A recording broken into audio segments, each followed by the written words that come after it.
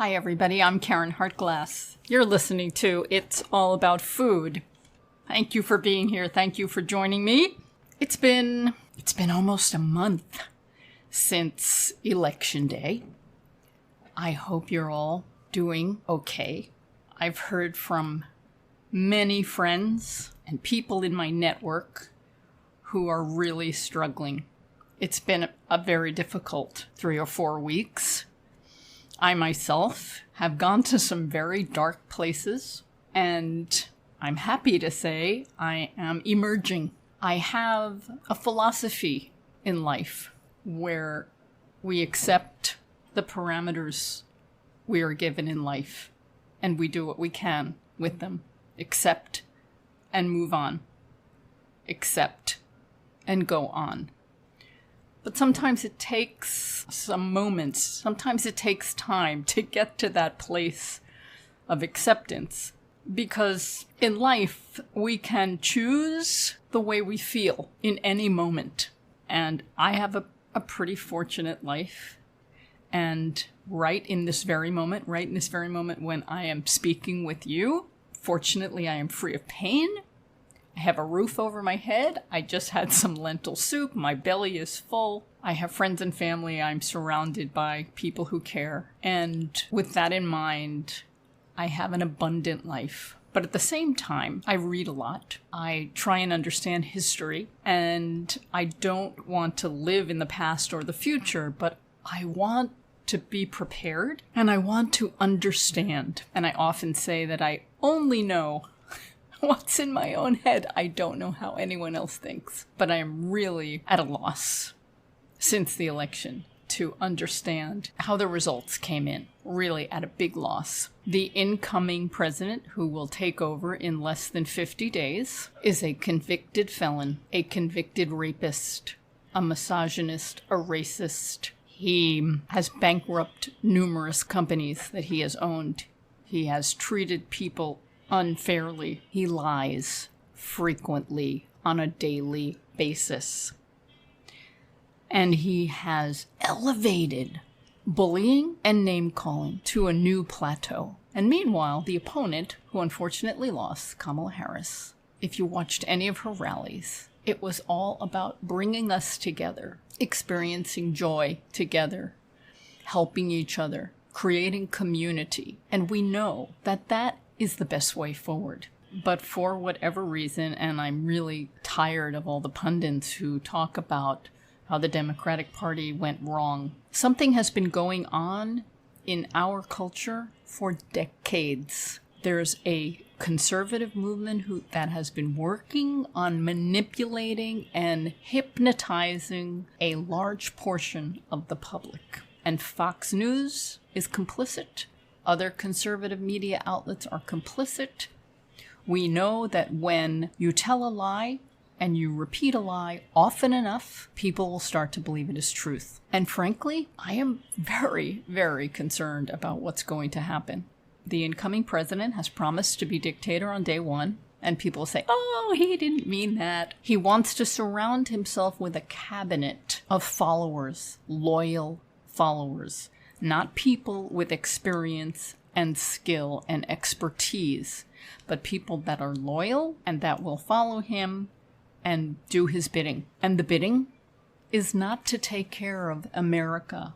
The bidding is not to treat us all fairly. The bidding is to keep the billionaires very rich and to have them be able to make more money and have their companies do whatever they want without any safeguarding or regulations to prevent abuse to workers. They don't want regulations that will make them have to protect the environment. And they want control of the public so that most people can make a menial wage and be like a serf or a slave. And you're rolling your eyes listening to this. Oh, no, that's not going to happen. If you research history, and it's very easy to do because there are some very excellent writers now who are offering perspectives on what's happened 50 years ago, 70 years ago, 100 years ago, 200 years ago. There's a pattern here, and we are trending towards an authoritarian government. and the end of democracy. And it gives me great pause. And we hear about Project 2025, which the incoming president had lied and said he knew nothing about. And he lied and said he would have nothing to do with it. And yet, how is it that his cabinet picks, the people that he's surrounding to be around him, have been involved with Project 2025? And this is something that's not new, because the Heritage Foundation has been creating plans and documents for decades. This is like the 9th iteration. I can't afford to lose Social Security. I haven't started yet, but I will soon. And I'm depending on it. Most Americans depend on it. And Medicaid, many people depend on it. Many people who have disabilities or illnesses, and many people who are elderly. Project 2025 tells us that those are going to go away. When I talk about it with some of my friends who have supported the incoming president, they laugh, oh, that's not going to happen. And so what I want to understand is, how have people voted for this person who has said all of these horrible things? And then they can say, oh, he's not going to do that. I don't understand how people think. Now, this program is called It's All About Food, so let's talk about how food is impacted for a moment. There are farmers now that are starting to speak out about deportation. The idea is that we are going to collect all of the immigrants who entered this country illegally. I don't know what the plan is. Put them in camps, because it's going to be very difficult to manage to collect them and then send them somewhere. It's going to cost a lot. The farmers depend on these immigrants, whether they entered legally or not. They depend on them. And without them, food prices are going to be insane, if access to enough food is even going to be possible. So when people campaign on these crazy ideas with no plan, and people vote for them, I'm speechless. It's insanity. And all I can hope for is that the people in government start to realize the implications and decide not to fulfill these promises. When it comes to accepting and moving on, I have recommitted myself to a morning meditation. And it's been especially wonderful, and I'm so grateful for it. We were tidying up the apartment recently for Thanksgiving, and my partner Gary went out to the terrace and cleaned it up, and he created a lovely little meditation space there with a little Buddha that we have and some candles that can be lit. And I have been going out there every morning, and it's getting cold. So I dress warmly and I go out there and I listen to an app that has sounds, and the sound that I've chosen is a babbling brook. And I do a morning meditation, and it's really helped me. I sit for 20 minutes and it's emptied out a lot of the racing in my mind of all the crazy things that I'm reading and things that may happen. So I'm feeling better. Meditation is really powerful at creating your own environment, the environment that you can control, because I can't control anything but myself and my personal life. So with this theme of accepting and moving on, I'm taking a deep breath. I am accepting the moment, the parameters that have been given to me, and I'm going to move on with you and bring on my guest for today. 'Tis the season for cookbooks, is it not? Right around the Thanksgiving and winter holiday time frame, people think about holidays and families and cooking and soup. And today I'm going to bring on one of our classic cookbook authors, Nava Atlas. Her first cookbook was Vegetariana, originally published in 1984 and recently updated in 2021. She has written many vegetarian and vegan cookbooks, including American Harvest, Plant-Powered Protein, 5-Ingredient Vegan, Wild About Greens, and Vegan Holiday Kitchen. Nava also creates trade and limited edition visual books on women's issues, notably The Literary Lady's Guide to the Writing Life and Secret Recipes for the Modern Wife. Visit her websites, The Vegan Atlas, theveganatlas.com, and Literary Ladies Guide, literaryladiesguide.com. She lives in the Hudson Valley region of New York State. Nava Atlas. It's been a long time, and I'm happy to chat with you today about vegan soups and stews for all seasons. Thank you for having me. I'm really happy to be here with you. I think we did one of your earlier shows, and we actually did it in person. I had to go up to your studio somewhere in In Manhattan. Manhattan at the So now we can Progressive do Radio things from Network. anywhere. Right. Occasionally I go to the studio. It's really nice, but Zoom has made this the best. That's a It's just game the best. changer. Yeah. Yeah. The technology's great. We can hear each other, we can see each other, and we can schedule it whenever it's convenient. So thank you, Zoom. Thank you, Progressive Radio Network. Thank you, Nava. Vegan Soups and Stews for All Seasons was released, a new edition earlier this year. And this is what, the fifth edition, The something like fifth that? edition, yes. The fifth and what I call the ultimate because I'm happy with it now. I'm not doing this again. Ah, so were you not happy with it before? Okay, I'll tell you a little bit of the history. So I think around 1990, I mean, we all go kind of way back here. I wanted to do it as a small, back then I hand illustrated my books, as you Mm-hmm. probably I recall. love that. Yes. And it was a small book. It was called Vegetarian Soups for All Seasons. And it was kind of my fledgling career at that point. My agent could not find a publisher for it because they felt it would be too niche. So I had our friend Bob at Book Publishing Company distribute it. I self-published it, and they sold tons of copies. That got a publisher's attention, and so was published in its second edition by Little Brown. Then it went out of print. I did another self-published edition. Then it was published by Random House. And then I published what we call the Ultimate Edition just earlier in 2024. And it's the first edition that has full color throughout. The other ones had either Hmm. no photos or those little inserts in the middle of the book. I was never really happy with it. So now I am. Well, I'm glad you're happy with it. I really am. And I do love the hand-drawn pictures of food and how to create food in the instructions. But let's mention most of the photos were done either by Hannah Kaminsky or we had one photo by Teresa Raffetto, and then you used some stock photos for some Handful, simple yeah, pictures of yeah, food right, items. And you took exactly. a few photos, but Hannah did most of them. She's Most of them, yeah. a And great I've photographer. used her for many of my books and also for my website. She's Mm. very good. She lives in Austin and I live in the Hmm. Hudson Valley.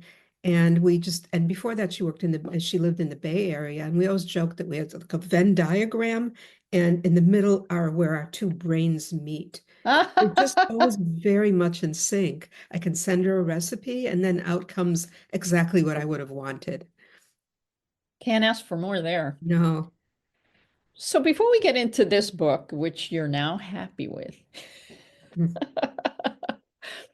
I wanted to just ask you, can you describe yourself as a cookbook author and where you feel you fit in the vegan cookbook continuum? That's a great question. I And was thinking about it this morning. yeah, I was going to say the answer probably would have been different 10 years ago, and it certainly would have been different 30 years ago. But you mentioned that I did a revised and updated edition of Vegetariana, and I did keep the original vibe. I did not add color photography. I actually did some new drawings for that. When that came out, I was thinking about what other vegetarian cookbooks were out at the time in the early 80s. And they were really, I could think of a few authors. There's Molly Katzen, Anna Thomas, Frances Moore Lapay. Well, Molly Katzen and Frances Moore Lapay more like in the 70s. Right. And then there's a whole small contingency of us in the 80s. And these were vegetarian cookbook authors. I counted maybe 12 of us that were Mm. able to break into the mainstream. 12. Let's just really fast forward to today. You cannot count the number of vegan cookbooks. You can't count the number of vegan podcasts and blogs and Yep. Instagrams and TikToks. Is it upsetting to me? No, because I feel like that is the one thing that has really come a long way. And the one thing you could say in this crazy world that has just gotten better. How many Right. things can we say have gotten better? I can't think of anything else. The availability of ingredients, the acceptance of plant-based foods, the being able to travel almost anywhere and find Yes. wonderful vegan food, vegan restaurants, and if not vegan restaurants, then a place on the menu that has vegan items. So I feel like, well, I was on the cusp of things, and now I feel like I can do my thing as much as I can, but I'm more of an observer. But I'm still very much involved with my website and speaking about vegan food on podcasts such as yours, and my ongoing commitment to it, and my pride that my two kids, who are no longer kids anymore, have remained devoted vegans. Yes, lovely. Well, I think part of that is because you have always been authentic and your recipes are authentic. We're not looking at flash in the pan kind of crazy things using really wild ingredients. These are just great recipes that are nourishing and satisfying, made primarily with real food, and they endure. Well, thank you. And I was always conscious of that. And I always say, like when I give talks, I say I really like to keep it real. I like to keep it real for my readers because you're not going to come home at 6 or 7 and make something with 30 ingredients. You're just not, unless you're really ambitious. But Yeah. it's something that I've always been really conscious of. And also living in the Hudson Valley, I don't live in a big city. I rely on ingredients that I have from our two supermarkets and our one health food store.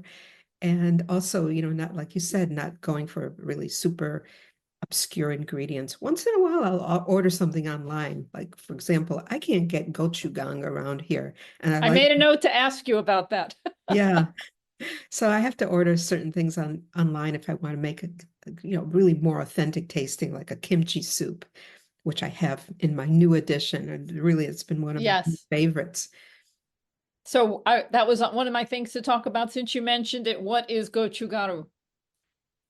Let's see, I always get them mixed up, but I think gochugaru is the dry red chili flakes. It's almost like when you go in the supermarket and get red chili flakes, but I don't know, somehow gochugaru is better because it's a Okay. very much smaller flake. It's a little less spicy, so you can use more in it. Whatever you put it in gets this beautiful red color. And then gochujang is the liquid form of that. It's almost like sriracha, but it has a little bit of sweetness. Mm. Again, this is very unusual for me. I don't usually have ingredients like that in my soups and stews. But when you're making something like a kimchi soup, you want to be a little authentic about it. Absolutely. Well, I always want to learn something. Yeah, absolutely. Okay.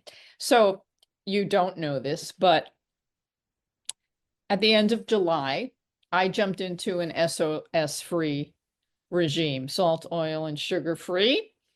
And I'm doing that to lower my cholesterol, which I think is genetic. It seems to be working along with vigorous exercise and a few other things that I'm doing. But it's challenging. We rarely eat in restaurants now. So maybe we're saving some money. But I wanted to note, because obviously you're aware that people are either avoiding one thing or another. And the interesting thing about vegans, especially, is we are loud and we can complain and whine a lot. Yeah, we're loud and proud. You know that old joke, how do you know the vegan at a party? Yeah, Don't right. worry, they'll let you know They'll let you know. within the Yeah, first 5 minutes. they'll tell you. But there are so many different ways to be vegan.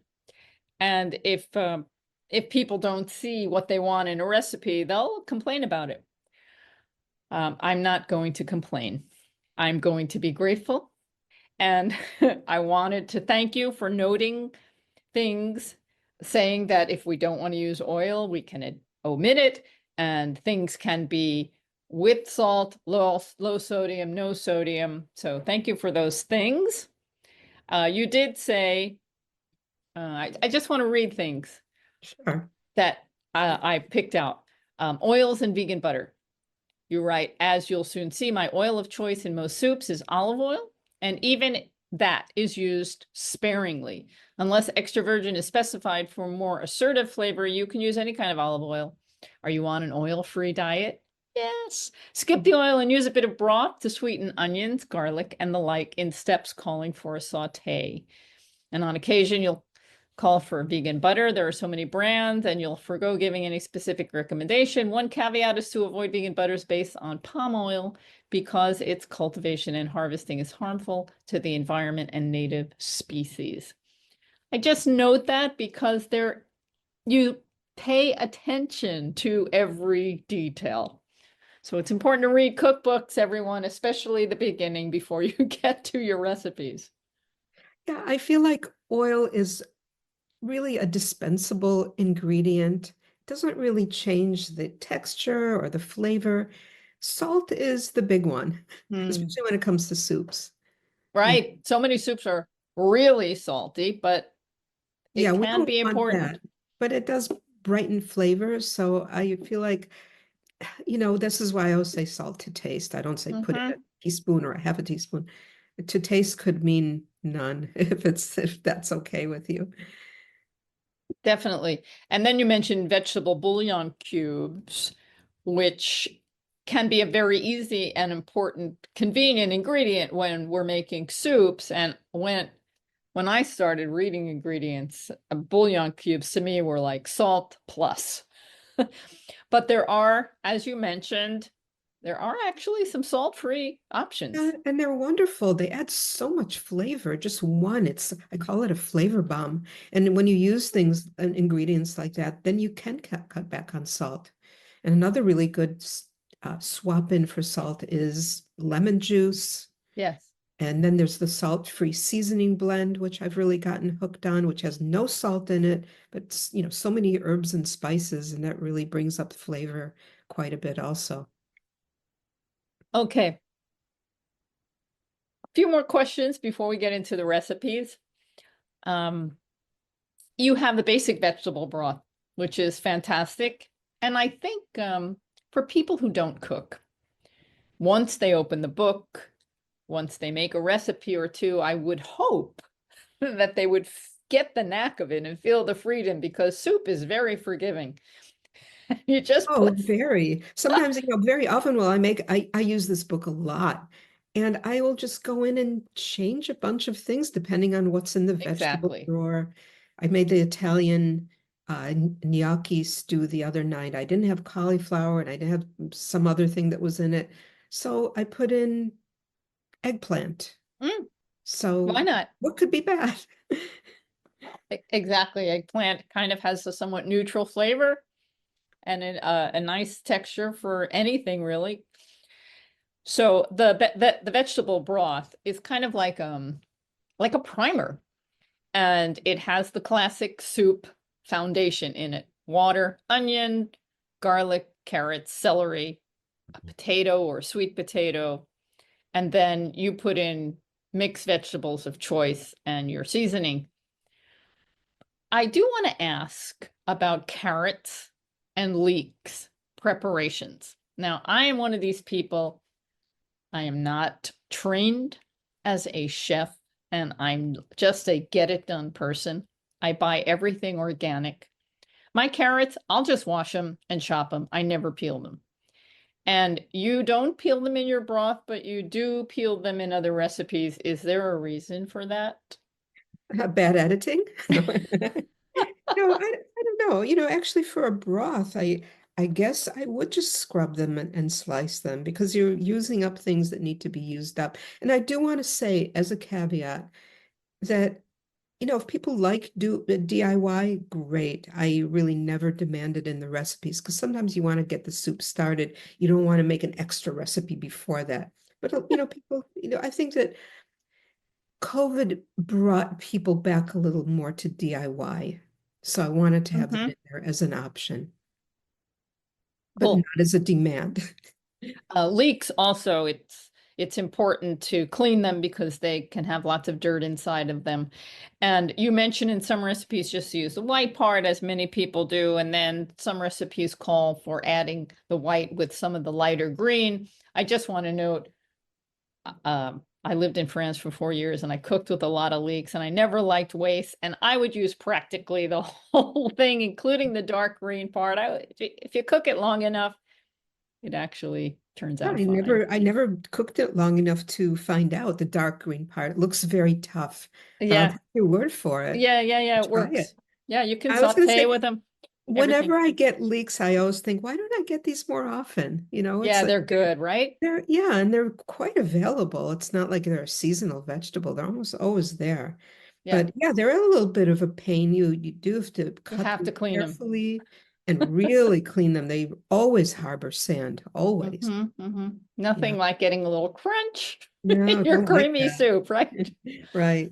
Okay, you have a gorgeous focaccia bread in the cookbook, Yes. which you sprinkle with some nice flavorings like garlic and herbs. Love that. Is there a reason to poke little holes in it? Is that decorative or does that help the bread? Or it does look lovely, but I just wondered, why do we do that? I think the poking of the holes is for sprinkling of the olive oil on top, so the olive oil has somewhere to go, Yeah. almost like little buckets in the bread. So that's what the holes are for. Okay. Uh, No, I have to say, I really should make this sometime. I've become not a bread person in the last few yes. years. Yeah, I don't eat much bread. Yeah. Hard to digest. Yeah. So I just stay away from it I usually. was I was just reading it and curious because we've been making a garbanzo bean flour flatbread, Oh, that sounds good. and it really is good. And because of my salt experiment, our first flatbreads were just the flour and water, and then sometimes I would play and add a little baking powder, excuse me, and then I learned that was loaded with sodium. So recently I made it with carbonated water, and it just gave it a very interesting texture. Oh, that's And I interesting. just have a great time playing with this stuff. And I load it with seeds. Like I add 6 seeds to it on top. It's really fun. Uh, but I was wondering if I could poke little holes in it, if it would make a difference. But the garbanzo bean flatbread, it's usually liquid. And also, it sounds too flat. So, Yeah, I don't this think is it a would dough, work. like almost like a traditional bread dough. So when you poke it, the holes kind of stay. Yeah, Oh, so I don't think that would work. Next is the curried red lentil soup. I'm a big fan of red lentils and lentils, period. You mentioned, and I just want to know what the reasoning is. You talk about a lot of herbs and spices, but when it comes to curry, you always say good quality. What does that mean? it means maybe not buying the El Cheapo supermarket brand. Uh-huh. Um, so basically, that's it. Sometimes you can get curry powder by weight at a natural food store or in an Indian market. I don't expect people to run to Indian markets if they don't have one nearby, but yeah, just yeah, a little bit better brand, maybe an organic brand. So Right. they're more fragrant, they have more flavor. Yeah. Okay. Just So it's curious. just one, it might cost a dollar or two extra, but I think it's It's worth it. worth it. You use less and you get more impact. Right. And curries, there are different kinds and the mix can vary. Oh, absolutely. Yeah, so find a favorite brand and stick with that. Right. Okay. So moving on, I love tahini, sesame butter. And now in my oil-free days, I'm tending towards getting my fat from nuts and seeds and blending them, making sauces or dressings, whatever. You have a chickpea and tahini soup. What page are you on? That is page 50. Ah, yes. I And love tahini so much. right? Yes. It's just, there's nothing like it. It's almost like you can't really swap anything in for tahini. It's just its own thing. And it just adds so much to whatever put in.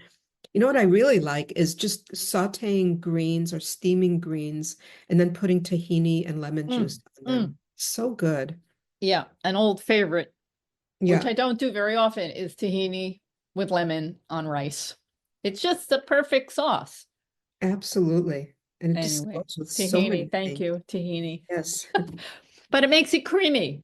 It's like adding cream with its own, It has its own vibe. Like I said, yeah, there's its nothing you own can vibe. compare it to.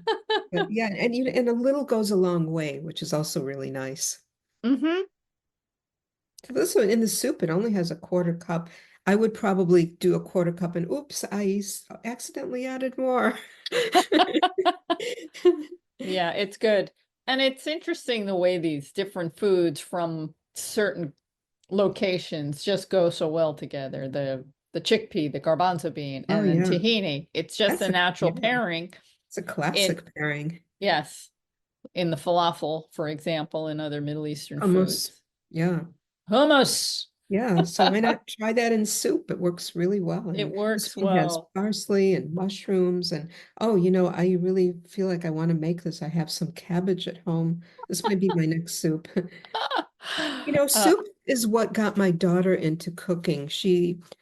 Like I said, my kids are no longer young. They're both vegans. My daughter had no interest in cooking for a very, very long time. Until, by the way, she was the designer of the new edition and the cover designer. wow. And as she was going through it and designing it, she really got an interest in trying to make some of these things. And she has, it's her favorite thing to cook. And she also then got a little further afield into wanting to do interesting Asian style meals, Mm. some that she grabs from the internet. And I find that the recipes aren't that reliable. We have to always read them and tweak them and saying, why is this out of order? But they always come out tasting really well. But soups really got her into cooking, and it's Yeah. a very good thing. Well, let's continue on this soup Sure. theme here, not just in your cookbook, but it's funny. I have one friend, I think we had her and her husband over for dinner a long time ago, and we served many courses, and one was soup. And she just said she doesn't eat soup, doesn't like soup, doesn't eat soup. I think it had to do with her upbringing. She was raised with lots of siblings, and maybe soup had a bad connotation. Either, it was easy or something inexpensive to serve a lot of people. I really don't know. But you look at your book, for example, and there are many books on soup. There are so many different soups. You cannot just say, I don't like soup I because know. they're all Well, so they must have different. had a standard soup that wasn't tasty or Yeah, I something. didn't dig into it. I just said, fine, there's plenty of other food. Don't eat soup. I've never heard of that, by the way. I've never heard anybody say Somebody didn't don't like like soup. soup. But if Yeah, it has, it's interesting because food is also connected so much with memory. So if the absolutely. soup was connected with a not a positive memory at the table, then it's probably that memory she doesn't like more so than the specific soup or soup in general. Yes, but I love soup. And I know we're not going to get into politics right now, but I'm in a mood right now after election day where I just want to accept and move on and find the tools to help me um, enjoy my life and still be an activist. And I find that soup can be very comforting. Oh, it's so comforting. Comforting, and it's not a Making bad soup. comfort. We talk about Yeah. comfort foods, how they could be, fattening and full of calories, but soup is a comfort food that is also nourishing. Absolutely. And I'm right there with you with what you said. Absolutely. And then the other thing about soup, before we go more into some of your recipes, is with this SOS free thing that I'm doing, one of the things that I do every week is I make big soups. I have an Instant Pot, and it's either a lentil based or a split pea based soup. I find it super easy. It's so fast. I just chop carrots, onions, celery really fast, throw them in. Sometimes I soak the lentil or the pea overnight. It's not necessary, but sometimes I do. And I just throw it in, and we have a big collection of herbs and spices. And what am I in the mood for? Pum, pum, pum, pum, pum. I put it all in, stir it up, turn it on, and it's done. And I fill up four big 32-ounce mason jars, Mason jars. and they're good for the week. And when I'm really hungry, or I don't feel like cooking, they're there, and it's my safety net, and I love them. And I'm just thinking, people that don't know how to make soup, you start with vegan soups and stews, and you find your favorites that you can make over and over again. That's a good strategy. I love it. It's interesting. I just started working on a big roundup of lentil recipes for my website. Mm, And I reached out. I'm part of this web publishers group for vegan lentil recipes. Well, so many lentil soups came in that I decided to split it off and do that as its own roundup because mm, I think we're up to about 20. So I'm about to publish these posts this week. So yeah, they're wonderful. wonderful. And I think my favorite lentil for soup is the red lentil. I like the subtle flavor. I like the fact that it cooks so quickly. Hmm. I mean, I And it like the just other kind melts. too. Yeah, It absolutely. melts. It does. Yeah. Mhm. I went through a serious red lentil period, and now I recently bought green lentils and brown lentils. Actually, it's funny because I got the French green lentil, which is like a dark forest green, and then a green lentil, which looks kind of brownish. But anyway, they're both wonderful. And I made a very meaty, hearty lentil soup this time. And what's fun is if there are leftover things in the refrigerator, they just go in the soup. So we had this fusilli pasta with marinara sauce, just a little bit left. And nobody was in the mood to eat it, and I don't like to waste it. It went in the soup, and it was I do great. that too. Yeah, yeah. Like you said, soup is very forgiving, and it's like, come on in. Come on in. Yeah, I like that. Okay, escarole is an ingredient that I love, and I don't eat it often because you don't see it all the time, and I like to buy everything organic, so finding organic escarole is really a challenge, but I found it recently, and I made it, and it was okay. But then I saw your escarole potato and white bean soup, and I thought, next time, that's where my escarole is going. Yeah, and I just got a head of escarole, and the thing with escarole, it's easy to pass it by because it looks like romaine lettuce. Right. But what page are you on for Page that? 86. 86. So I have all I the think we ingredients for bought that. I think we bought escarole not too long ago. It wasn't marked and it looked like romaine, and we ate it in a salad, and it was okay, but it was really muscly. Yeah, and it's when it's raw, it can be slightly bitter Hmm. also, and the bitterness gets completely tempered in a soup and it Hmm. becomes almost buttery. I don't know how that works, but this is a really simple soup. As you can see, there's really not that many ingredients in it. And you have the beans and the escarole and potatoes, so it's just such a perfect winter soup. Hmm. Yeah, I'm that's making it. I'm been doing I'm it. making it this week. Yeah. I have all the ingredients already on hand. We're just finishing the gnocchi stew from the other day. Mm, So very nice. I'm focusing on soups here, and there are also stew recipes, but for some reason I'm more of a soup person, so I'm pulling out all the soups. Another recipe on page 98 is the thyme-scented tomato rice soup, and that just brings me back. That's like an old school feeling to me, tomato rice soup. I don't know why. I don't think my mother ever made it, but I know that I must have had it long ago because it just reminds me of long ago. I know it sort of has a like 70s and 80s vibe Hmm. to it. For sure. I see what you mean. Again, a simple soup with really common ingredients, but it's just very cozy and comforting. But what I thought of when I saw this soup, and I made a mental note of it, is sometimes we'll make a soup and we'll have a grain on the table and we'll throw the grain in the soup. Okay. Mhm. Um, and that's not the same as cooking the grain in the soup. Right. And I because the thought, I grain got to takes try on the that. flavor. Yeah. Yeah. Now we do that too, especially with something like a kimchi soup. Almost always make rice on the side. And another thing about using, once in a while, I just really like white rice. I'm sorry, I know it's not as good as brown rice, but it has a different Mm-hmm. texture, and Mm-hmm. it if you cook it in a soup, the soup is just going to become a pilaf. It's going to absorb, the grain is going to absorb all, and that happens also with pasta soups.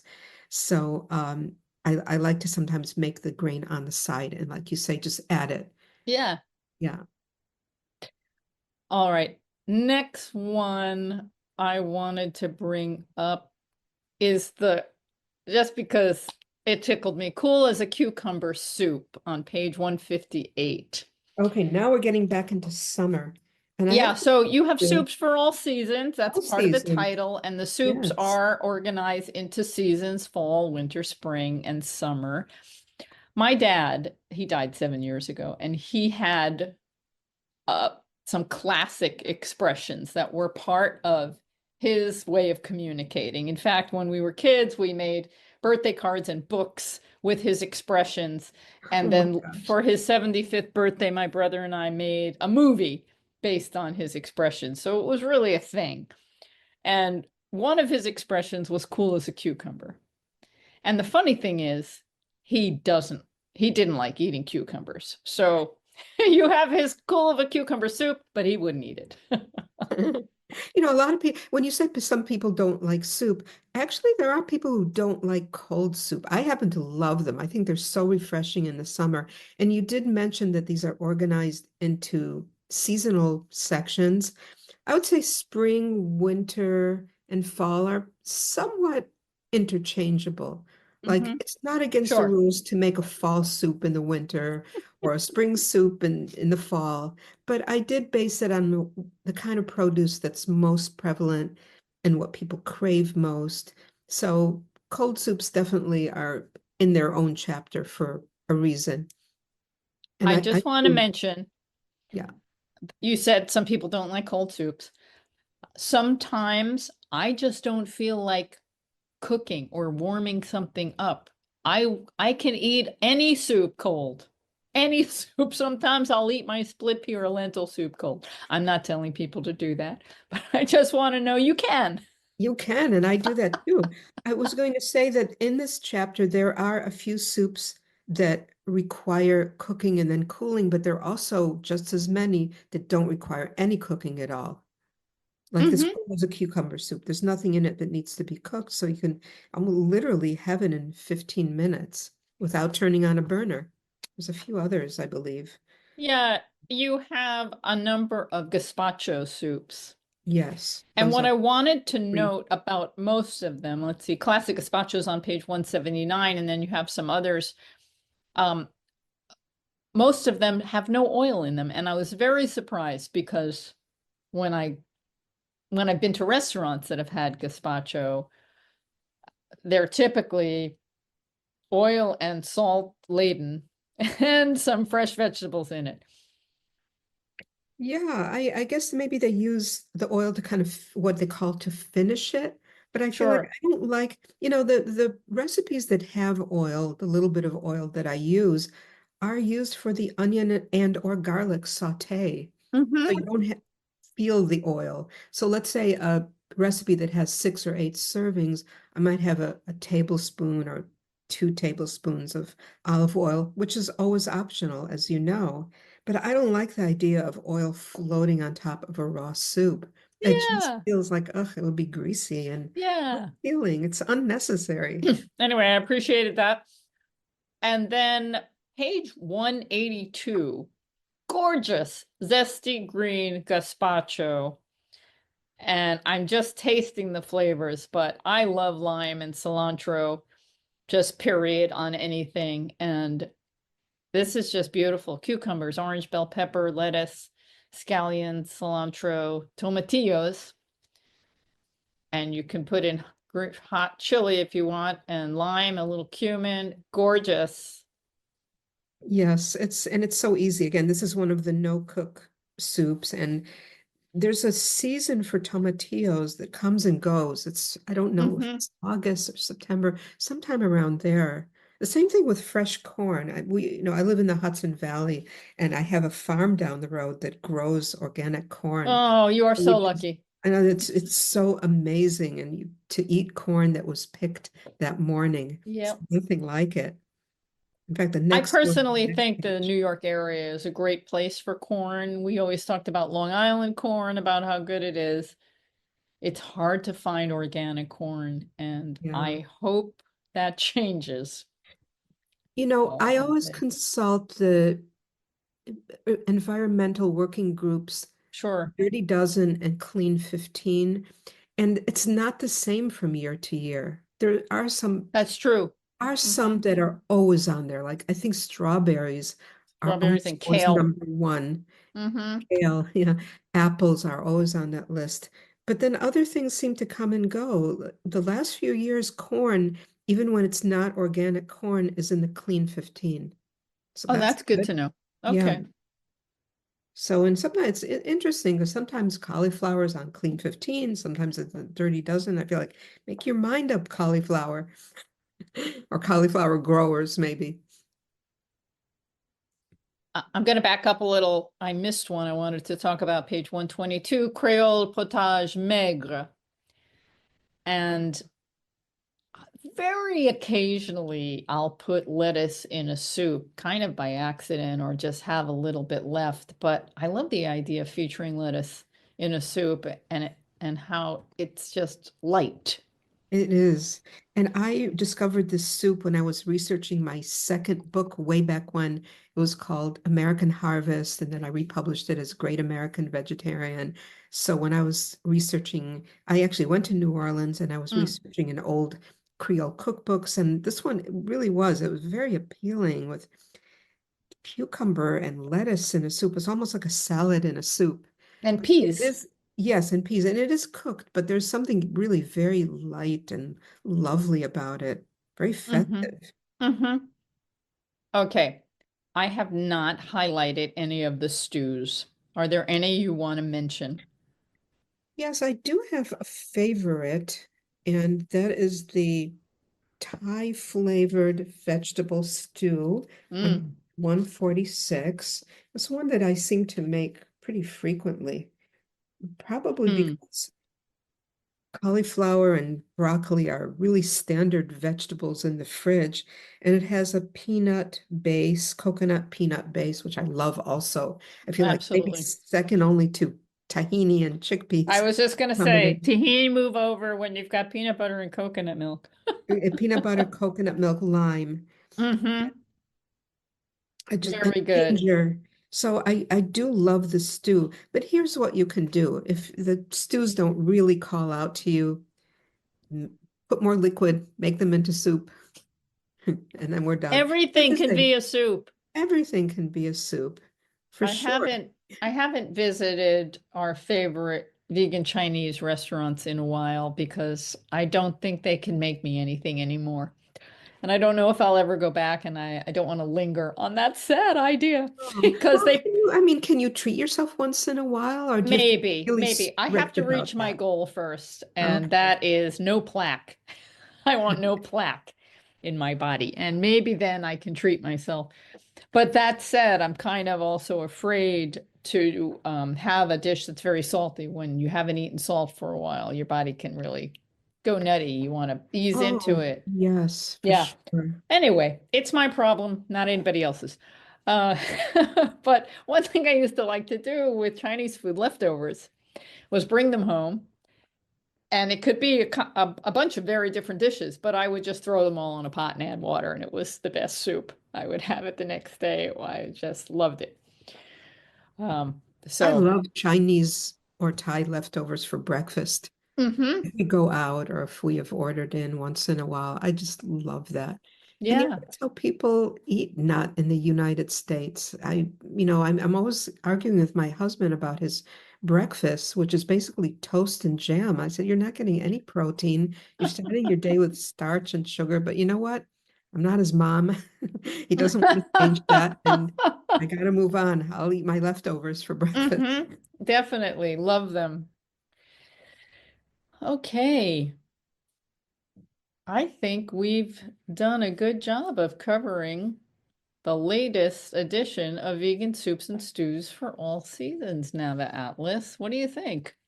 Well, unless you have any further thoughts or recipes you want to highlight, people can even find it at their local libraries if they want to check it out. Oh, wow. Yeah. The current edition or maybe an earlier edition. I know that look for the current edition, and if they don't have it, it's very often part of the library system. You can ask for interlibrary loan. It's a good way to get a preview of a book. You That's a can, wonderful suggestion. I love libraries and I just hope they last. I adore libraries. I'm optimistic. I think they'll last. But, imagine the things that we could not ever imagine being under attack are under attack. It's just unbelievable. I did want to mention, though, that since we're on the subject, I have two books coming out. I'm kind of Mm. shifting gears.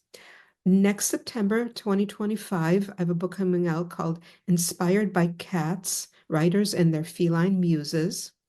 Oh, that's going to be It's popular. illustrated by a really wonderful artist, Bob Eckstein.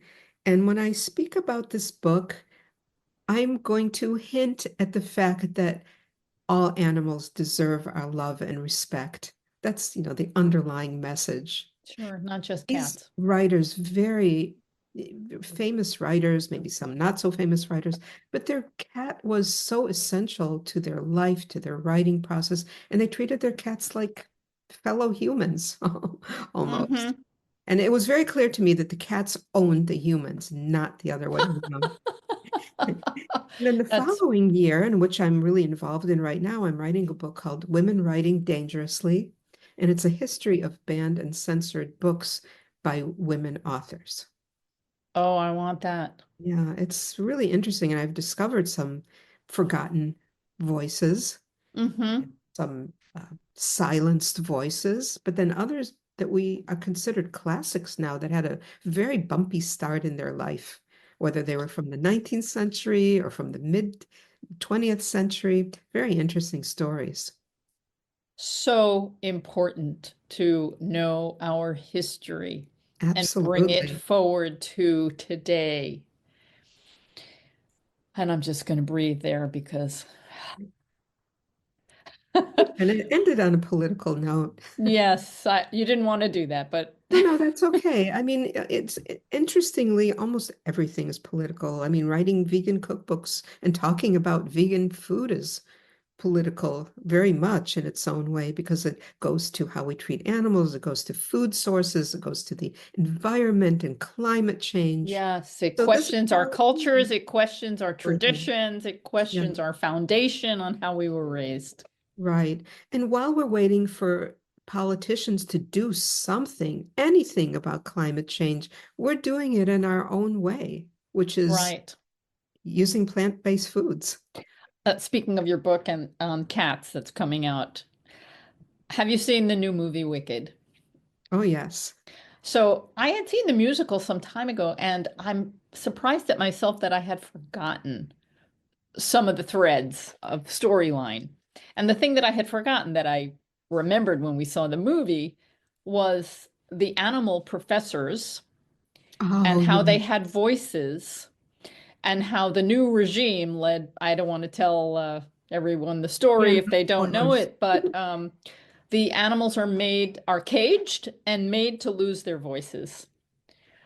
And I need to dig into that a little more about how that came up in the story, but I think it's an important message. It really is. The The whole damage that we thing. do, and you talk about the women's books that were banned.